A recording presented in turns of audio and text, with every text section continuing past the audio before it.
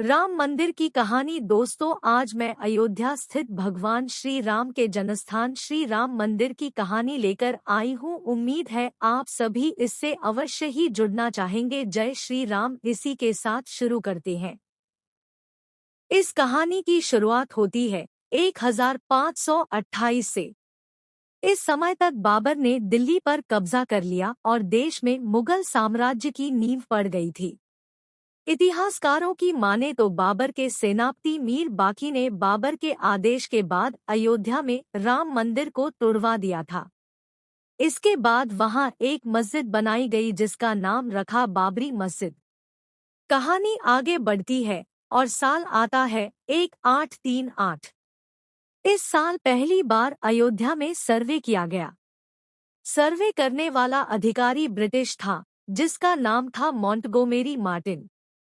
Martin ने सर्वे के बाद बताया कि मस्जिद में जो पिलर मिले हैं वो हिंदू मंदिर से लिए गए हैं।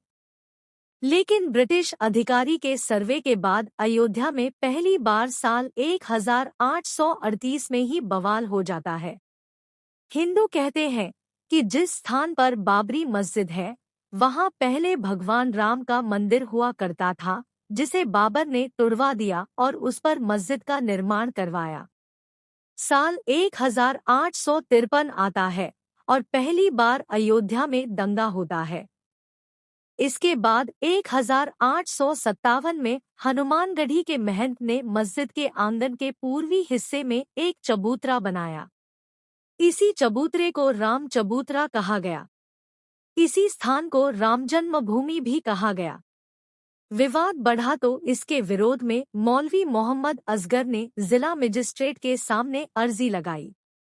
पहली बार साल 1859 में मजिस्ट्रेट के आदेश के बाद मस्जिद में एक दीवार खड़ी कर दी जाती है।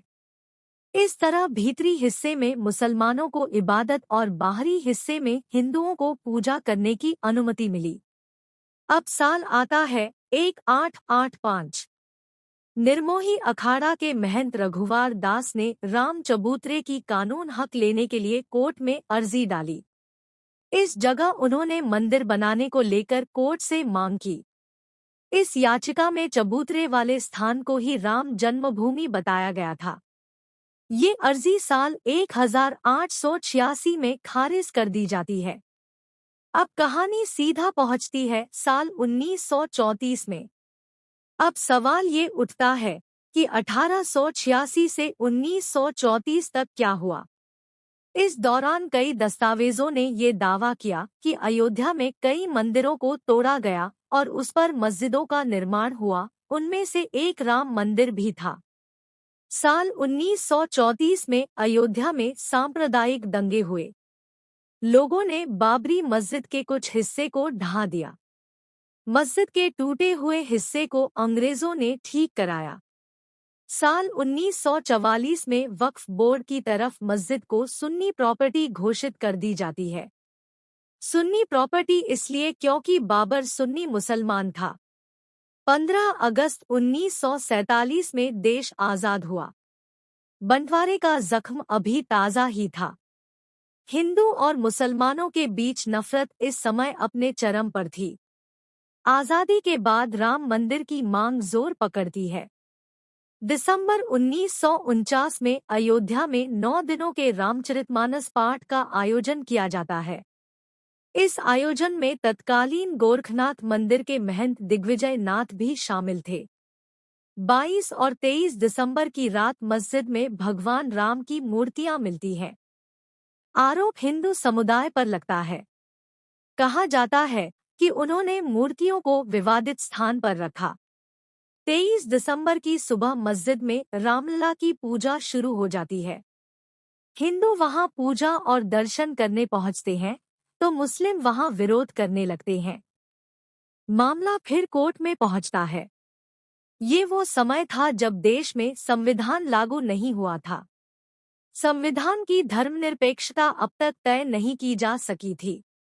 इस दौरान प्रधानमंत्री जवाहरलाल नेहरू ने बयान दिया और कहा कि जो हुआ वह गलत हुआ है, किसी भी धार्मिक स्थान को कोई हथिया नहीं सकता। इसी समेत का एक बेहतरीन किस्सा है नेहरू और उस समय के फैजाबाद के जिलाधिकारी के नायर का। दरअसल नेहरू के नायर को खत लिखते हैं।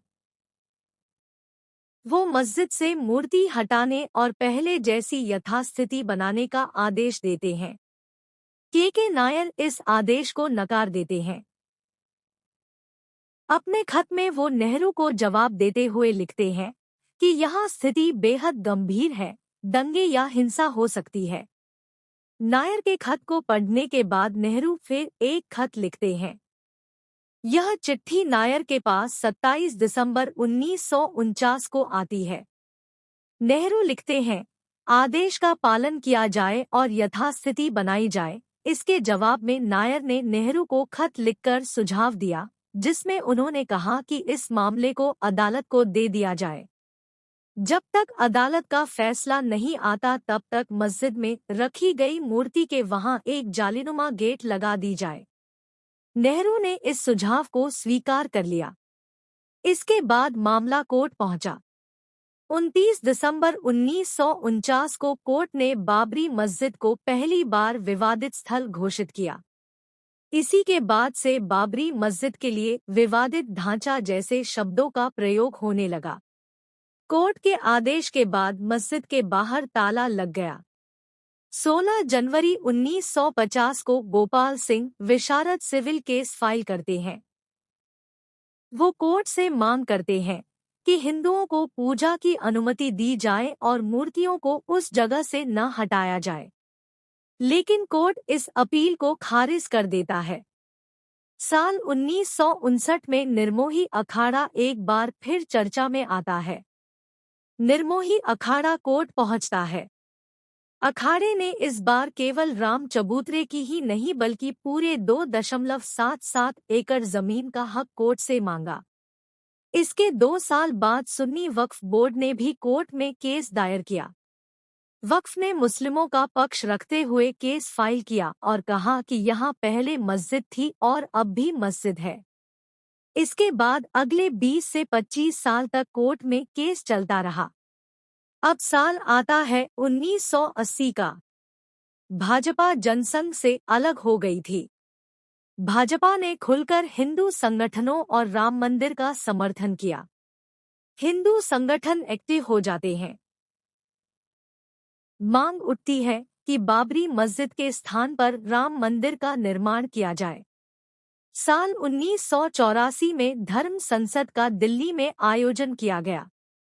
विश्व हिंदू परिषद के नेता अशोक सिंघल ने रथयात्रा निकालने की बात कही, लेकिन इसके 6 महीने बाद ही इंदिरा गांधी की हत्या हो जाती है। रथयात्रा को टाल दिया गया। इंदिरा की हत्या के बाद राजीव गांधी कमान संभालते हैं और प्रधानमंत्री बनते हैं। राजीव के लिए 2 अहम चुनौतियां थीं।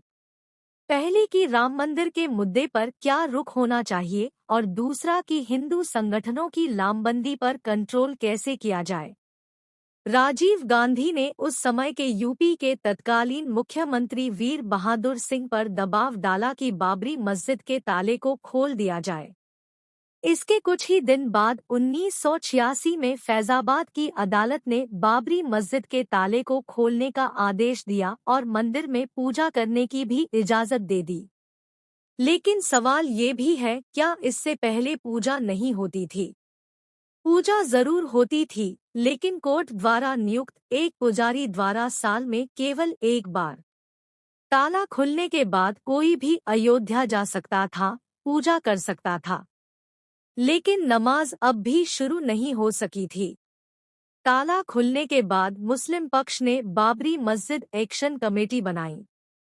ताला खुलने के बाद अब देश भर में रामशिलाओं की पूजा और उन्हें अयोध्या ले जाने की बारी थी। फिर राजीव पर भूमि पूजन के लिए दबाव बनने लगा। वो कंफ्यूजन में थे, लेकिन एक बार फिर उन्होंने अपने हिंदू वोट बैंक को बचाने का फैसला लिया। शिलान्यास का वक्त 9 नवंबर 1989 तय किया गया। इससे पहले देश भर में रामशिलाओं की पूजा हुई। सांप्रदायिक तनाव भी बढ़ा, कई जगहों पर दंगे हुए, सैकड़ों लोग मारे गए।